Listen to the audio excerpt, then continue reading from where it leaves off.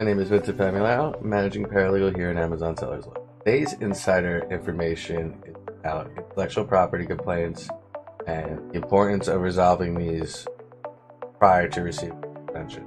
If you let these build up, you will get suspended. If you do receive an IP complaint, attempt to contact the complainant yourself. If you're okay with giving up the ASIN in order to give yourself opportunity to get a retraction, I would write that in the letter. Tell the complainant you're open to giving up the ASIN in order for their retraction. And if they don't respond, try to appeal to notice. Either of those fail, then call us. We usually have a better shot at resolving complaints with the complainant. Complainants are more than likely going to respond to us as we're a law firm. Also, we have a lot of experience writing those dispute appeals, so we can prepare a better appeal.